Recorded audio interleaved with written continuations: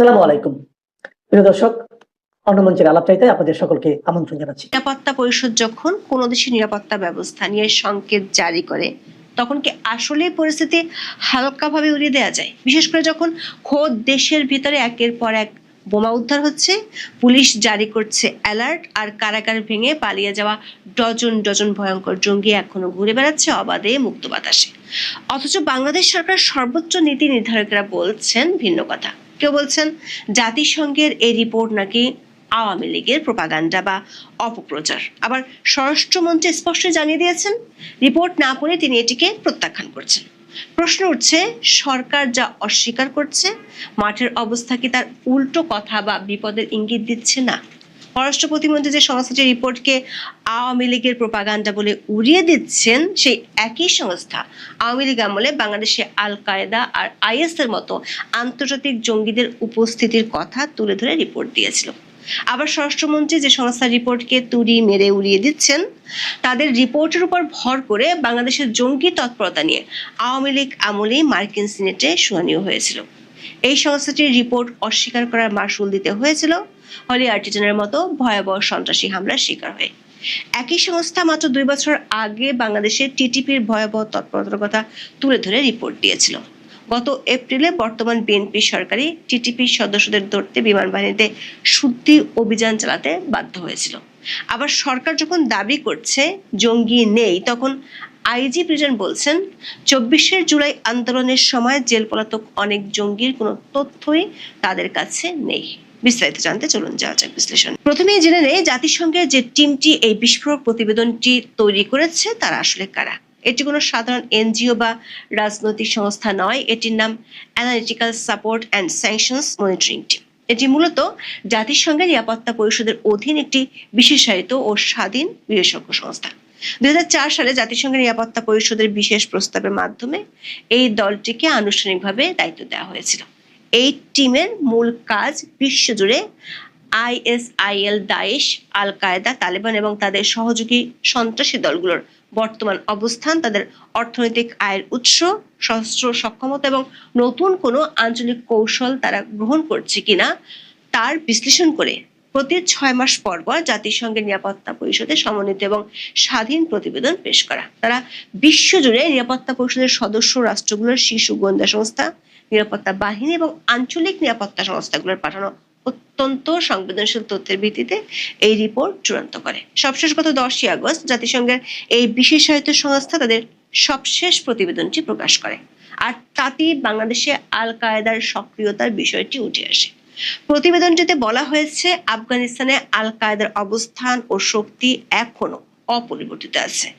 এর ভারতীয় উপমহাদেশের শাখা AQIS একটি খণ্ডিত গোষ্ঠী থেকে আঞ্চলিক সংগঠনে পরিণত হয়েছে। তারা বৃহৎ ইউনিটের পরিবর্তে ছোট বা বিচ্ছিন্ন সেল গঠন করে রসদ সরবরাহ ও আর্থিক নেটওয়ার্ক গড়ে তুলছে। বাংলাদেশেও তাদের সেল প্রতিষ্ঠার চেষ্টা করছে। তবে জাতিসংঘের এই প্রতিবেদনকে একেবারেই বিবেচনায় নিতে চান না বাংলাদেশের নীতি নির্ধারকেরা। বাংলাদেশের পররাষ্ট্র প্রতিমন্ত্রী শামা ওবায়দ দাবি করেছেন, বাংলাদেশকে নিয়ে আল কায়েদা ইস্যুতে জাতিসংঘের নিরাপত্তা পরিষদ যে প্রতিবেদন দিয়েছে সেটি আওয়ামী লীগের প্রোপাগান্ডা বা অপপ্রচার হতে পারে। কিন্তু তিনি আবার একই সাথে এটাও স্বীকার করেছেন যে প্রতিবেদনটি নিয়ে পররাষ্ট্র মন্ত্রণালয়ের কাছে এখনো সুনির্দিষ্ট কোনো তথ্য বা প্রমাণ নেই এবং স্বরাষ্ট্র মন্ত্রণালয় বিষয়টি খতিয়ে দেখছে। অন্যদিকে স্বরাষ্ট্রমন্ত্রী সালাউদ্দিন আহমেদ আরো এক ধাপ এগিয়ে তিনি রিপোর্টটি নিজে না পড়ে গণমাধ্যমের কাছে এটিকে স্রেফ অনুমান নির্ভর বলে তুড়ি মেরে উড়িয়ে দিয়েছেন। তিনি বলেছেন, পত্রিকা থেকে তিনি যতটুকু শুনেছেন তাতে তার মনে হয়েছে এটি অনুমান নির্ভর এবং এমন অনুমানের উপর ভিত্তি করে তারা কোনো সিদ্ধান্ত নেবেন না। বাংলাদেশ সরকারের কর্তা ব্যক্তিরা যখন জাতিসংঘের এই রিপোর্টকে আওয়ামী লীগের প্রোপাগান্ডা বলে এড়াতে চাইছেন, তখন ইতিহাসের পাতা উল্টালে কিন্তু এক বিরাট অসঙ্গতি চোখে পড়ে। প্রশ্ন হলো, সরকার বলছে আওয়ামী লীগের কোনো অস্তিত্ব নেই, তাহলে খোদ জাতিসংঘের নিরাপত্তা পরিষদকে দিয়ে রিপোর্ট লেখানোর মতো জাদুকরী ক্ষমতা এই তথাকথিত অস্তিত্বহীন দলটির কিভাবে হলো? তার চেয়ে বড় সত্য হলো, এই একই জাতিসংঘ টিম কিন্তু খোদ আওয়ামী লীগ যখন ক্ষমতায় ছিল তখনও বাংলাদেশে আন্তর্জাতিক জঙ্গি গোষ্ঠী আল কায়েদা ও আইএস সক্রিয় রয়েছে বলে একের পর এক রিপোর্ট দিয়েছিল। তাহলে আওয়ামী লীগের আমলে জাতিসংঘ কার প্রোপাগান্ডা মেশিন হিসেবে কাজ করেছিল? জাতিসংঘের রিপোর্ট যদি প্রোপাগান্ডা হয়, তাহলে জাতিসংঘের যে রিপোর্টের উপর ভর করে জুলাই হত্যাকাণ্ডের বিচার হচ্ছে, সেই রিপোর্টটি কার প্রোপাগান্ডা ছিল? ফিরে যাওয়া যাক 2016 সালের 19 জুলাইতে। তৎকালীন আওয়ামী লীগ সরকারের সময় এই জাতিসংঘের টিমই বাংলাদেশের জঙ্গি তৎপরতা ও আল কায়েদার সংশ্লিষ্টতা নিয়ে সবচেয়ে ভয়াবহ এবং চাঞ্চল্যকর রিপোর্ট প্রকাশ করেছিল। সেই রিপোর্টে বলা হয়েছিল, তখনকার বছরগুলোতে ভারতীয় উপমহাদেশে আইএস এবং আল কায়েদার প্রক্সি গ্রুপগুলোর মধ্যে বাংলাদেশের প্রভাব বিস্তারের এক হিংস্র প্রতিযোগিতা চলছে।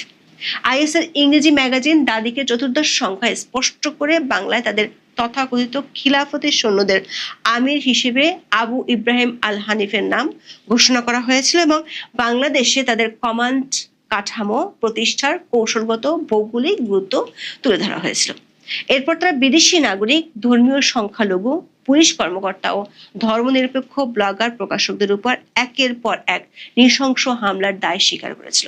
শুধু তাই নয়, 2021 সালেও জাতিসংঘের দুটি পৃথক রিপোর্টে বাংলাদেশে আল কায়েদার অস্তিত্বের কথা বলা হয়েছিল। এরপর তখনকার খোদ মার্কিন পররাষ্ট্রমন্ত্রী মাইক পম্পেও বাংলাদেশে আল কায়েদার উপস্থিতির ব্যাপারে সরাসরি উদ্বেগ প্রকাশ করেছিলেন। কিন্তু তখনকার আওয়ামী লীগ সরকারের পররাষ্ট্র মন্ত্রণালয় আজকের সরকারের মতোই হুবহু একই সুরে পুরো বিষয়টি উড়িয়ে দিয়েছিল এবং প্রেস বিজ্ঞপ্তি দিয়ে জোর প্রতিবাদ জানিয়েছিল। এর আগে 2016 সালে জাতিসংঘের রিপোর্টের পর মার্কিন সিনেটের শুনানিতে আফগানিস্তানে নিযুক্ত মার্কিন জেনারেল জন ডাব্লিউ নিকলসন স্পষ্ট বলেছিলেন যে বাংলাদেশকে অস্থিতিশীল করতে আল কায়েদার দক্ষিণ এশীয় শাখা বা AQIS ভীষণভাবে সক্রিয় রয়েছে। দর্শক, অতীতে যতবারই জাতিসংঘের এই সংস্থাটি বাংলাদেশের জঙ্গিদের অস্তিত্বের কথা তাদের রিপোর্টে তুলে ধরেছিল, তার কিছুদিন পরই দেশের মাটিতে সেই জঙ্গিদের রক্তক্ষয়ী তৎপরতা ও হামলা বাস্তব রূপ নিয়েছিল। 2024 সালের 22 জুলাই জাতিসংঘের নিরাপত্তা পরিষদের রিপোর্টে পরিষ্কার করে বলা হয়েছিল, বাংলাদেশে আফগানিস্তান ভিত্তিক জঙ্গি সংগঠন তেহরিকি তালেবান পাকিস্তান বা TTP এবং AQIS এর তৎপরতা বেড়েছে। রিপোর্টে সতর্ক করা হয়েছিল, মধ্যমেয়াদে TTP এবং AQIS এর সম্ভাব্য জোট পাকিস্তান, ভারত, মিয়ানমার ও বাংলাদেশের অভ্যন্তরীণ নিরাপত্তা ব্যবস্থার জন্য চরম হুমকি হয়ে দাঁড়াবে। তখনকার ইনুস সরকারও বিএনপি সরকারের মতোই সেই রিপোর্টকে বিন্দু মাত্র গুরুত্ব দেয়নি। 2025 সালের এপ্রিল মাসে বাংলাদেশের প্রতিরক্ষা বাহিনীকে দেশের বিভিন্ন জায়গায় TTP সদস্যদের ধরতে সাঁড়াশি অভিযান চালাতে হয়েছিল। এমনকি বিমান বাহিনীর একটি অত্যন্ত সুরক্ষিত ঘাঁটি থেকে TTP সংশ্লিষ্টতার অভিযোগে কয়েকজন ব্যক্তি রহস্যজনকভাবে উধাও হয়ে গিয়েছিল। শুধু তাই নয়, 2024 সালের 5ই আগস্টের আন্দোলনের সময় জেল ভেঙে পালিয়ে যাওয়া বেশ কয়েকজন জঙ্গিকেও পরবর্তীতে এই TTP সংশ্লিষ্টতার কারণে পুনরায় গ্রেপ্তার করা হয়েছিল। চলতি বছরের 4 ফেব্রুয়ারি জাতিসংঘের যে রিপোর্টটি প্রকাশিত হয়েছিল, সেখানে বলা হয়েছিল 36 জন বাংলাদেশি নাগরিক সিরিয়ায় ISIL এর জন্য আন্তর্জাতিকভাবে অর্থের যোগানদাতা হিসেবে মালয়েশিয়াতে হাতে নাতে গ্রেপ্তার হয়েছে। জাতিসংঘের গোয়েন্দা তথ্য অনুযায়ী মালয়েশিয়ার সক্রিয় এই চক্রটিতে অন্তত 100 থেকে 150 জন বাংলাদেশি জড়িত রয়েছে। মোহাম্মদ ইউনূসের আমলের শেষ দিকে এই ঘটনাটি আন্তর্জাতিক অঙ্গনে বাংলাদেশকে চরম বিব্রতকর পরিস্থিতিতে ফেলে দেয়। মালয়েশিয়া সরকার যখন এদের কয়েকজনকে বাংলাদেশে ফেরত পাঠায়, তখন বাধ্য হয়ে হযরত শাহজালাল আন্তর্জাতিক বিমানবন্দর থেকে তাদের গ্রেপ্তার করা হয়েছিল। তবে বাংলাদেশের নীতি নির্ধারকরা যখন দাবি করছেন বাংলাদেশে কোনো জঙ্গি নেই, ঠিক তখনই মাঠ পর্যায়ে আইন শৃঙ্খলা রক্ষাকারী বাহিনী আতঙ্কের মধ্যে রয়েছে। গত কয়েক মাসে পুলিশের কাউন্টার টেরোরিজম ইউনিট বেশ কয়েকটি এমন জঙ্গি ডেরার সন্ধান পেয়েছে। বিবিসি বাংলার এক প্রতিবেদনে বলা হয়েছে, জাতিসংঘের এই সাম্প্রতিক রিপোর্ট আসার আগেই গত কয়েক মাসে বাংলাদেশের বিভিন্ন প্রান্ত থেকে বিপুল পরিমাণ বোমা ও বিস্ফোরক তৈরির সরঞ্জাম উদ্ধার করা হয়েছে। একই সাথে আইন শৃঙ্খলা বাহিনীর গোপন নথিতে উঠে এসেছে 90 জেএমবি নতুন করে সক্রিয় হয়ে ওঠার চাঞ্চল্যকর তথ্য। গত 12 আগস্ট সাভারের দক্ষিণ শ্যামপুর এলাকায় 3 তলা একটি বাড়ি ঘিরে অভিযান চালায় পুলিশের counter terrorism and transnational crime বা CTTC ইউনিট। সেখান থেকে 9টি বিস্ফোরক এবং বিপুল পরিমাণ গান পাউডার সহ বিস্ফোরক তৈরির সরঞ্জাম উদ্ধার করা হয়। এর আগে গত 30 জুলাই সাভারের আশুলিয়া একটি মুদির দোকানে ফেলে যাওয়া ভ্রমণ ব্যাগ থেকে বিশেষ কায়দায় তৈরি একটি বোমা উদ্ধার করা হয়। এসব ঘটনার মধ্যে কয়েকদিন আগে আইন শৃঙ্খলা রক্ষাকারী বাহিনীর যানবাহনে হামলার আশঙ্কা থেকে সারা দেশে সতর্কতা জারি করেছিল বাংলাদেশের পুলিশ সদর দপ্তর। যদিও গত এপ্রিলে বাংলাদেশের স্বরাষ্ট্রমন্ত্রী সালাউদ্দিন আহমেদ দাবি করেছিলেন দেশটিতে কোনো জঙ্গি নেই। ক্যানিগঞ্জ থেকে সাভার ও আশুলিয়ার ঘটনাগুলোতে পুলিশ নিশ্চিত হয়েছে এসব বোমা বিস্ফোরণ ও বোমা উদ্ধারের ঘটনার সাথে জড়িতরা 24-এর আন্দোলনের সময় জেল থেকে পলাতক কিংবা ইউনূসের আমলে হরে দরে জামিন পাওয়া জঙ্গি। যেমন গত 16 আগস্ট ঢাকার ডেমরার সারুলিয়ায় পুলিশ 2টি হাত বোমা সহ জঙ্গি জুয়েল ওস্তাদকে গ্রেপ্তার করেছিল। এই জুয়েল ওস্তাদ 24-এর আন্দোলনের সময় নরসিংদী জেল থেকে পালানো জঙ্গি। এই জুয়েল আবার নব্যজেম্বির আলোচিত বোমার কারিগর নাজমুল হাসান মামুন ওরফে বোমারু মামুনের ঘনিষ্ঠ সহযোগী। বিডি নিউজ 24 এর প্রতিবেদনে বলা হয়েছে 2024 সালের 19 জুলাই নরসিংদী কারাগারে দাঙ্গার পর পালিয়ে যাওয়া 9 জন জঙ্গির মধ্যে ছিল জুয়েল ভূঁইয়া। 6 দিন পর 25 জুলাই তিনি আবার নরসিংদী জেলা পুলিশের হাতে ধরা পড়ে। পরে 5 আগস্ট সরকার পতনের পর সেপ্টেম্বরের দিকে সে জামিনে বেরিয়ে আসে। জঙ্গি নেটওয়ার্কের জুয়েলের কোড নেম হচ্ছে ওস্তাদ। 24-এর আন্দোলনের সময় দেশের 17টি কারাগার থেকে পলাতক জঙ্গিরা যে এখনো ধরাছোঁয়ার বাইরে রয়ে গেছে সে তথ্য 18 আগস্ট সাংবাদিকদের সামনে তুলে ধরেছেন বাংলাদেশের IG prison brigadier general Syed Motahar Hossain. তিনি জানিয়েছেন গত 2024 সালের জুলাই আন্দোলনের সময় দেশটির কয়েকটি কারাগার থেকে 2247 বন্দী কারাগার ভেঙে পালিয়ে যায়। এর মধ্যে 690 জন বন্দী এখনো পলাতক। শুধু নরসিংদী কারাগার ভেঙে পালিয়েছিল 826 বন্দী। এর মধ্যে 166 বন্দীর কোনো তথ্যই কারা কর্তৃপক্ষ খুঁজে পাচ্ছে না। প্রথম আলোর এক খবরে বলা হয়েছে পলাতক বন্দীদের মধ্যে জঙ্গি সম্পৃক্ততার অভিযোগে গ্রেপ্তার 79 জন আছেন। এর মধ্যে সাজাপ্রাপ্ত জঙ্গি আছেন 9 জন। 2025 সালের 11 এপ্রিল বিবিসি বাংলার প্রকাশিত এক প্রতিবেদনে বলা হয়েছে ইউনূস সরকারের প্রথম 8 মাসে জঙ্গি মামলায় অভিযুক্ত নিষিদ্ধ সংগঠন জেএমবির 148 জন জামিনে মুক্ত হয়েছিল, যারা তালিকাভুক্ত নিষিদ্ধ সংগঠনের সদস্য ছিল। দেখা যাচ্ছে একদিকে সরকারি শীর্ষ ব্যক্তি বা নীতি নির্ধারকরা বরাবরের মতোই দাবি করছেন বাংলাদেশে কোনো জঙ্গি নেই। তুড়ি মেরে তারা উড়িয়ে দিচ্ছেন জাতিসংঘের নিরাপত্তা পরিষদের বিশেষ টিমের রিপোর্ট, যারা আগের সরকারগুলোকে সাবধান করেছিল। কিন্তু দেশটির পুলিশ হন্য হয়ে খুঁজছে জঙ্গিদের আর উদ্ধার হচ্ছে একের পর এক শক্তিশালী বোমা। আতঙ্কের বিষয় হলো এখনো চিহ্নিত 1-2 জন নয়, 69 জেল পলাতক জঙ্গি আছে ধরাছোঁয়ার বাইরে। তার উপর ইউনূসের আমলে জামিন পাওয়া 150 জঙ্গিও সরকারি সংস্থাগুলোর নেটওয়ার্কের বাইরে রয়ে গেছে। জেল পলাতক জঙ্গিরা কতটা ভয়ঙ্কর হতে পারে তার প্রমাণ হলো বোমা ওস্তাদ জুয়েল। কিন্তু বিএনপি সরকার তার আগের আমলের মতোই পরিস্থিতি ভয়াবহ আকার ধারণ না করা পর্যন্ত অস্বীকারের নীতি মেনে চলছে। 2001 থেকে 2006 সাল পর্যন্ত বিএনপি সরকারের দাবি ছিল ওই সময় জঙ্গি তৎপরতা ছিল মিডিয়ার সৃষ্টি। নিরাপত্তা বিশ্লেষকরা মনে করেন বোমা ও বিস্ফোরক তৈরির সরঞ্জাম উদ্ধার, নব্যজেম্বি সক্রিয় হওয়ার অভিযোগ এবং সবশেষ আল কায়দা নিয়ে জাতিসংঘের বার্তা, এইসব ঘটনা দেশের অভ্যন্তরীণ নিরাপত্তার জন্য ভালো বার্তা দেয় না। তারা বলছেন এখনো বড় কোনো ঘটনা না ঘটলেও গোয়েন্দা নজরদারি সহ আইন শৃঙ্খলা বাহিনীর তৎপরতা আরো বাড়ানো উচিত। এখন এ পর্যন্ত মুহূর্তে কথা বলতে চাই ভারতীয় পত্রিকায় শেখ হাসিনার বিস্ফোরক আর্টিকেল কি লিখলেন তিনি।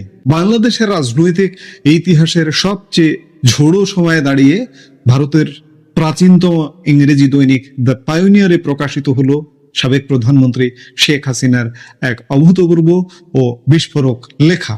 দ্য পায়োনিয়ার 160 বছর আগের পুরনো একটি ইংরেজি দৈনিক। ভারতের 18 আগস্ট প্রকাশিত এই বিশেষ নিবন্ধে তিনি শুধু তার 15 বছরের শাসনের উন্নয়ন চিত্রই তুলে ধরেননি, বরং ডক্টর মোহাম্মদ ইউনূসের নেতৃত্বাধীন অন্তর্বর্তীকালীন সরকারের বিরুদ্ধে এনেছেন সুপরিকল্পিত অভ্যুত্থান, জঙ্গিবাদ পুনর্বাসন এবং দেশের সংবিধান ধ্বংসের এক মারাত্মক অভিযোগ। আজকের এই বিশেষ সংবাদ বিশ্লেষণে আমরা এই নিবন্ধের প্রতিটি দাবি, অভিযোগ ও ঐতিহাসিক পটভূমি নিখুঁতভাবে বিশ্লেষণ করব, যা বাংলাদেশ ও ভারতের ভূ রাজনীতির জন্য অত্যন্ত গুরুত্বপূর্ণ। শেখ হাসিনা তার লেখার শুরুতে একটি মূল বার্তা ঘোষণা করেছেন, গণতন্ত্র, সাংবিধানিক ধারাবাহিকতা এবং ধর্মীয় সম্প্রীতির পথ ধরেই বাংলাদেশকে পুনরায় পুনরুদ্ধার করতে হবে। তিনি বাংলাদেশকে একটি শান্তিকামী ও উদারপন্থী মুসলিম সংখ্যাগরিষ্ঠ রাষ্ট্র হিসেবে উল্লেখ করে সতর্ক করে দেন যে দেশটি আজ চরম ধ্বংসের দ্বারপ্রান্তে। তার দাবি, বিগত 15 বছরে বাংলাদেশ আওয়ামী লীগের শাসনামলে দেশটি শূন্য থেকে বিশ্বের 35তম বৃহত্তম অর্থনীতিতে উন্নীত হয়েছিল, অথচ তার ভাষায় ইউনূসের নেতৃত্বাধীন অসাংবিধানিক সরকার মাত্র অল্প সময়ের ব্যবধানে সেই ঐতিহাসিক অর্জনগুলোকে ধুলোয় মিশিয়ে দিয়েছে। নিবন্ধটিতে শেখ হাসিনা অত্যন্ত আবেগঘন ভাষায় জাতির পিতা বঙ্গবন্ধু শেখ মুজিবুর রহমান, জাতীয় চার নেতা এবং 71-এর মুক্তিযুদ্ধে আত্ম উৎসর্গকারী 30 লাখ শহীদের প্রতি গভীর শ্রদ্ধা নিবেদন করেন। একই সঙ্গে তিনি বাংলাদেশের স্বাধীনতা সংগ্রামে সব বিদেশি শক্তির অবদানের কথা স্মরণ করেন। তিনি উল্লেখ করেন, রক্তক্ষয়ী মুক্তিযুদ্ধের মাধ্যমে অর্জিত হলেও বাংলাদেশের গণতান্ত্রিক ও উন্নয়ন যাত্রা কখনোই সুগম ছিল না, বরং তা ছিল অত্যন্ত সংকটময়। 1975 সালের 15 আগস্ট সেই কালো রাতের স্মৃতিচারণ করে তিনি লেখেন, সেদিন তিনি তার বাবা জাতির পিতা বঙ্গবন্ধু শেখ মুজিবুর রহমান, মা, 3 ভাই এবং 2 ভাবি সহ পরিবারের 18 জন সদস্যকে হারান। কেবল তিনি ও তার ছোট বোন শেখ রেহানা জার্মানিতে অবস্থান করায় বেঁচে যান।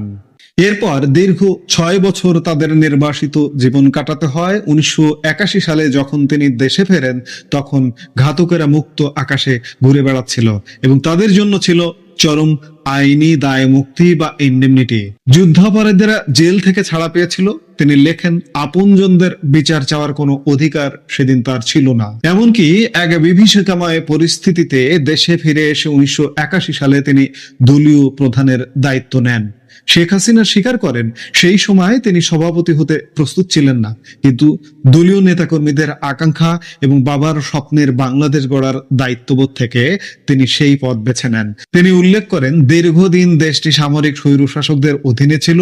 অভ্যুত্থান ও পাল্টা অভ্যুত্থানের মাধ্যমে ক্ষমতা বদল হতো। তার মূল লক্ষ্য ছিল গণতন্ত্র পুনঃপ্রতিষ্ঠা, আঞ্চলিক সম্প্রীতি রক্ষা এবং জনগণের অর্থনৈতিক মুক্তি নিশ্চিত করা, যেটি ছিল বঙ্গবন্ধুর মূল স্বপ্ন। আওয়ামী লীগের আদর্শ হিসেবে তিনি ধর্মনিরপেক্ষতা, অসাম্প্রদায়িক রাজনীতি, গণতন্ত্র এবং সকল নাগরিকের সমান অধিকারের কথা তুলে ধরেন। দীর্ঘ 21 বছর পর 1996 সালে সরকার গঠন করে আওয়ামী লীগ। শেখ হাসিনা তুলে ধরেন, সেই মেয়াদে খাদ্যে স্বয়ংসম্পূর্ণতা অর্জিত হয়, বিদ্যুৎ উৎপাদন 4300 মেগাওয়াটে উন্নীত হয় এবং সাক্ষরতার হার 65.5% পৌঁছায়। তবে 2001 সালের নির্বাচনে ক্ষমতা হারানোর পর 2001 থেকে 2006 সাল পর্যন্ত বিএনপি জামাত জোট সরকারের সময়কালকে তিনি চরমপন্থার উত্থান পর্ব বলে অভিহিত করেন। তার মতে, হারকাতুল জিহাদ ও জুমাতুল মুজাহিদিন বাংলাদেশ জেএমবির মতো উগ্রবাদী সংগঠনগুলো সরকারের পৃষ্ঠপোষকতায় শক্তিশালী হয়ে ওঠে, যা মুক্তিযুদ্ধের চেতনার পরিপন্থী ছিল। 2008 সালের নির্বাচনে বিজয়ী হয়ে 2009 সালে ক্ষমতায় ফেরার পর আওয়ামী লীগ সন্ত্রাসবাদ দমনে কঠোর ব্যবস্থা গ্রহণ করে। 2009 সালে সন্ত্রাস বিরোধী আইন প্রণয়ন, সিটিটিসি, এটিইউ এবং বিএফআইইউ এর মতো বিশেষায়িত সংস্থা গঠন করে উগ্রবাদ ও অর্থ পাচার রোধে কাজ শুরু হয়। তিনি স্পষ্ট করেন, কেবল শক্তি প্রয়োগ নয়, শিক্ষা, সামাজিক সচেতনতা এবং ধর্মীয় সঠিক ব্যাখ্যার মাধ্যমে জঙ্গিবাদ দমন করা সম্ভব হয়েছিল। নিবন্ধের সবচেয়ে উত্তপ্ত অংশে শেখ হাসিনা 2024 সালের জুলাই আগস্টের ঘটনা প্রবাহকে এক চরম সংকটের অধ্যায় বলে ব্যাখ্যা করেছেন। তার অভিযোগ, কোটা আন্দোলনের সুযোগ নিয়ে ডক্টর মোহাম্মদ ইউনূসের নেতৃত্বে একটি সুপরিকল্পিত ষড়যন্ত্রের মাধ্যমে একটি নির্বাচিত সরকারকে উৎখাত করা হয়েছে। তিনি সুনির্দিষ্ট কিছু চাঞ্চল্যকর পরিসংখ্যান তুলে ধরে বলেন, 460টি থানা পুড়িয়ে দেওয়া হয়েছে এবং আইন শৃঙ্খলা বাহিনীকে সম্পূর্ণ অকার্যকর করে ফেলা হয়েছে। পুলিশ সদস্যদের নির্মমভাবে হত্যা করে ওভারব্রিজে ঝুলিয়ে রাখা হয়েছে। কারাগারে হামলা চালিয়ে আনসারুল্লাহ বাংলা টিম, হিজবুত তাহরির, হারকাতুল জিহাদ ও জেএমবির মতো নিষিদ্ধ জঙ্গি সংগঠনের তালিকাভুক্ত শীর্ষ সন্ত্রাসীদের মুক্ত বা জামিন করে বের করা হয়েছে। হিন্দু, খ্রিস্টান, বৌদ্ধ, আহমেদিয়া সম্প্রদায় এবং সুফি মাজারগুলোতে হামলা ও ভাঙচুর চালিয়ে ঐতিহাসিক, সামাজিক ও ধর্মীয় সম্প্রীতি বিনষ্ট করা হয়েছে। শেখ হাসিনার স্পষ্ট দাবি এই আন্দোলন কোনো স্বতঃস্ফূর্ত ছাত্র আন্দোলন ছিল না।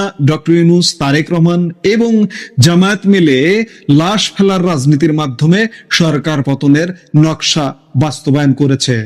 শেখ হাসিনা একটি বড় প্রশ্ন উত্থাপন করেছেন। তিনি 18 জুলাই প্রতিটি হত্যাকাণ্ড ও সহিংসতার ঘটনার তদন্তে বিচার বিভাগীয় তদন্ত কমিশন গঠন করেছিলেন। অন্তর্বর্তীকালীন সরকার ক্ষমতায় এসে তা কেন স্থগিত করলো? তার মতে, যারা প্রকৃত খুনিদের রক্ষা করতে চায় তারাই স্বাধীন তদন্তে ভয় পায়। এই দায় মুক্তি প্রদানই প্রমাণ করে যে প্রকৃত অপরাধী কারা। তিনি বর্তমান আইন শৃঙ্খলা পরিস্থিতির ভয়াবহ চিত্র তুলে ধরে বলেন, সাবেক প্রধান বিচারপতিকে মিথ্যা মামলায় হ্যান্ডকাপ পরিয়ে আদালতে তোলা হয়েছে। বিচারকদের উপর রামদা, চাইনিজ কুড়াল ও লাঠি সোটা নিয়ে হামলা চালিয়ে পদত্যাগে বাধ্য করা হয়েছে। আইনজীবী, সাংবাদিক, সাংস্কৃতিক কর্মী এবং আওয়ামী লীগের নেতাকর্মীদের হত্যা, নির্যাতন ও গ্রেপ্তার করা হচ্ছে। নারী ও শিশুরা চরম নিরাপত্তাহীনতায় ভুগছে। অর্থনৈতিক বিপর্যয়ের কথা উল্লেখ করে তিনি বলেন, 2021 সালে বাংলাদেশ উন্নয়নশীল দেশে উন্নীত হয়েছিল। দারিদ্র্যের হার 18.7% এবং চরম দারিদ্র্য 5.6% নেমেছিল। কিন্তু গত 2 বছরে সমস্ত অর্জন ধূলিসাৎ হয়ে গেছে। এমনকি সময় মতো টিকা না পেয়ে শত শত শিশুর মৃত্যুর ঘটনাও ঘটেছে। দর্শক, এতদিন শেখ হাসিনার অডিও বক্তব্য আমরা প্রায়শই শুনে আসছি। প্রায়শই তিনি অডিও বক্তব্যে অংশ নেন তার পেজে, তার দলের পেজে, ইউটিউব চ্যানেলে। তিনি ইন্টারভিউ দেন পৃথিবীর বিভিন্ন নামি দামি গণমাধ্যমে। এই যাবৎ বহু ইন্টারভিউ দিয়েছেন, সামনে আরো ইন্টারভিউ প্রকাশের অপেক্ষায় আছে। কিন্তু তার লেখা খুব কম, বলা যায় আমার যতদূর মনে পড়ে এটি মনে হয় তিনি নিজে কোনো একটা আর্টিকেল লিখলেন প্রথম। আমার ঠিক এই মুহূর্তে স্মরণ পড়ছে না যে গত 2 বছরে আর কোনো আর্টিকেল নিজে লিখেছেন কিনা। যেটি হোক, এই আর্টিকেলটি নিঃসন্দেহে তাৎপর্যপূর্ণ। নিবন্ধের শেষে শেখ হাসিনা বিশ্ব সম্প্রদায় ও দেশবাসীর উদ্দেশ্যে তার মূল বার্তা পুনর্ব্যক্ত করেন। তিনি স্পষ্ট জানান, উগ্রবাদ, সহিংসতা বা ধর্মনিরপেক্ষ ভিত্তিকে ধ্বংস করে বাংলাদেশের সংস্কার হতে পারে না। বাংলাদেশের উন্নয়ন, নিরাপত্তা, গণতন্ত্র এবং সাংবিধানিক ধারা ফিরিয়ে আনায় এখন একমাত্র পথ একটি স্থিতিশীল, ধর্মনিরপেক্ষ ও গণতান্ত্রিক বাংলাদেশ কেবল দক্ষিণ এশিয়ার জন্যই নয়, বরং সমগ্র বিশ্বের নিরাপত্তার স্বার্থেই অপরিহার্য। দর্শক বন্ধুরা, দ্য পায়োনিয়ার পত্রিকায় শেখ হাসিনার লেখা এই নিবন্ধটি বাংলাদেশের বর্তমান রাজনৈতিক প্রেক্ষাপটে এবং যারা আমাদের প্রতিবেশী দেশ আছেন যেমন ভারত, সেখানেও আলোচনার সূত্রপাত করেছে। এই বক্তব্য ও বিশ্লেষণ সম্পর্কে আপনার মতামতকে নিচে কমেন্ট করে জানাতে পারেন। চ্যানেলটি সাবস্ক্রাইব করে সাজ্জাদ কাদির ইউটিউব চ্যানেলের সাথেই থাকুন। ধন্যবাদ। দেখা হবে পরবর্তী ভিডিওতে। সে পর্যন্ত ভালো থাকুন।